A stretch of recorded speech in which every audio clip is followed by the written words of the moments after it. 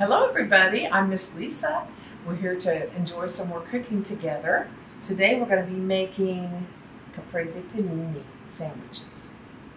All my ingredients are laid out, all my equipment that is needed is laid out, and everything's in its place. And the French say mise en place, which means everything in its place. I have mozzarella cheese. This is shredded. You could use sliced if you wanted, but my recipe called for shredded, and I'm using shredded. We have our basil leaves, our fresh basil leaves. They smell so good. We've got a tomato, which we're going to slice here in just a minute. We've got our extra virgin olive oil, a little salt and pepper, and our bread. Okay, let's begin. So I've got my 2 slices of bread. I sliced it myself. Sometimes you can ask them to slice it for you at the store, but you can slice your own as well. And then I'm going to take my tomato, which I've already washed, and I like to cut out that little stem thing in the middle there. You don't have to. It's not really too much. See that? But I don't like it, so I like to get rid of it.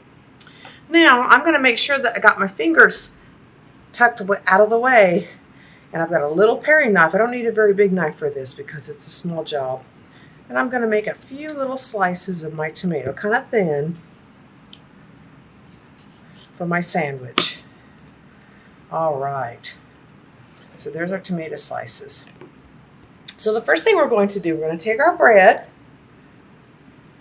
and we're going to take some olive oil on my little rubber, I call this my little rubber, I don't know, spatula.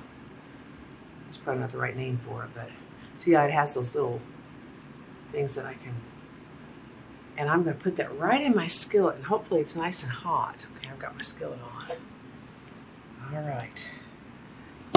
Then let's take a little bit of our cheese and sprinkle that on. Being really careful not to burn ourselves and not to touch that skillet. It's okay if some of the cheese falls out over the edges a little bit. I can hear it sizzling. Can you hear that? All right. Let's take our tomato.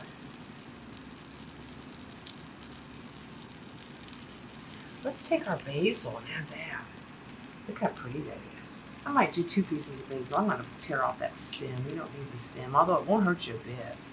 I just don't really like to eat stems that well. All right. Now, let's go ahead and oil our other piece of bread. Nice and oiled on there. Before we put the top on, we'll season it a little bit with a little salt, and let's do a little pepper. And then we're going to put our top half, oil side up, on top there. Okay. We'll let that sit there for just a minute or 2.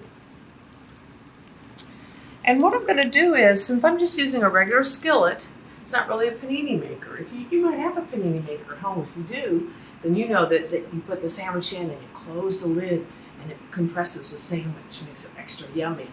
But since I don't have one of those here, I'm just going to take a plate and I'm just going to press down, be real careful not to touch that hot skillet, and I'm going to hold it down.